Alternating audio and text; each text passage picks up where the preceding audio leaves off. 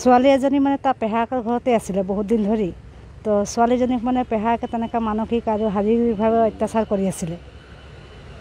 তো আগতো তেনেকৈ কৰিছিলে বুলি আমি গম নাপাওঁ। আজি মানে কি হ'ল, পটককৈ ছোৱালীজনী ঘৰৰ পৰা মানে যে ওলাই গৈছিলে। তাৰপিছত ৰাস্তাত আমাক স্থানীয় ৰাইজক লগ পাই পেলাই কথাটো কোৱাত মানে আমি আনিলোঁ। তো কথাটো হ'ল কি, তাইক বহুত দিনৰ পৰা তেনেকৈ অত্যাচাৰ মানসিকভাৱে কৰি থকাৰ কাৰণে তাই মানে নিজে আত্মহত্যা কৰিবলৈ ওলাইছিলে। যাৰ ফলত দুৰ্গা পূজাৰ আগত কি মাহ হৈছিলে সিমানটো গম নাপাওঁ বাৰু, নিজে মানে জুই ঢালি লৈছিলে। কথাটো কাকো ক'বও নোৱাৰে আৰু মানে তাত তেনেকুৱা থাকিবলগীয়া তেনেকুৱা জেগাও নাই যে কাৰোবাক ক'লে যে কাৰোবাৰ ঘৰত থ'ব বুলি, তাৰ ভয়ত মানে কাকো নকয় কথাটো। আজি আপোনালোকে থানালৈ কেইটা বজাত আহিছে? তাই কেইটা বজাত আহিলে থানালৈ আজি? 9:30মান বজাত আহিছে। হয়। আপোনালোকে 9:30 বজাত আহি পিনি কি কৰিলে থানাত? এজাহাৰ কপি লিখাবলৈ কৈছিলে। তাৰপাছত আমাৰ লগতে আহিছিলে দুজনমান, তেখেতে এজাহাৰ লিখাবলৈ গৈছিলে। তাৰপিছত সেই এজাহাৰ দিওঁতে অকণমান দেৰি হৈছে বাৰু। মানুহজনৰ নামটো বগাই কৰ্মকাৰ। কি নাম? বগাই কৰ্মকাৰ। বগাই কৰ্মকাৰ। হয়। তো বগাই কৰ্মকাৰ এতিয়া পলায়ো যাব পাৰে। আপোনালোকে থানালৈ অহা কথাটোতো তেওঁ গম পায়। বগাই কৰ্মকাৰ আছিলে নাই? ঘৰত আছিলে নাই? সি ঘৰত নাছিলে, অলৰেডি হাজিৰা কামলৈ যায়। মানে ঘৰৰ ওচৰে পাজৰে হাজিৰা কৰিবলৈ গৈছিলে? হয় হয়। মৰিণতে আছিলে? বালিজানতে আছিলে? বালিজানত নহয়, ছোৱালীজনী কোৱা মতেতো মৰাণ গাঁৱত বুলি কৈছে। মানে ইয়াতে আছিলে? হয়।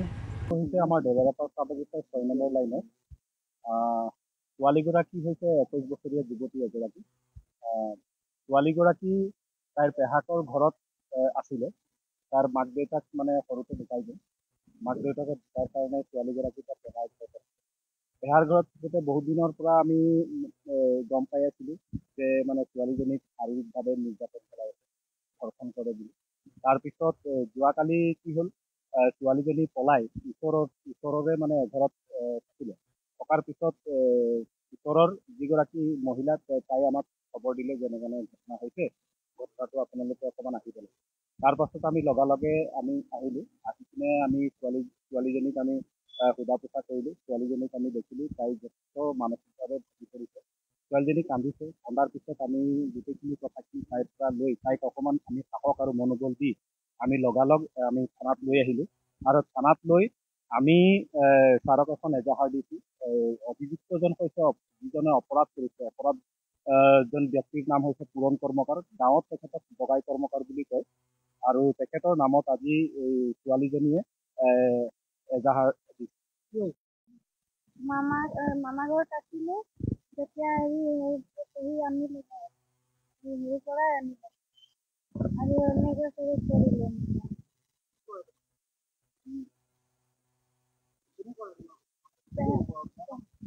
পেহা কৰে,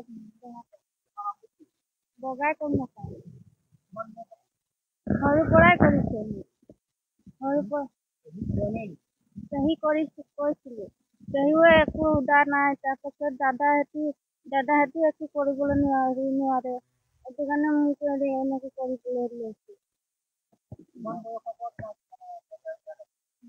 সৰুৰ পৰাই 3 বছৰ 4 বছৰ মান আছিলোঁ তেতিয়াই।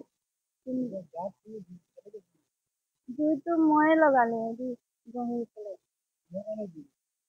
এইকেইটা কৰিছে, এইটো কাৰণে বিচাৰি দিলোঁ।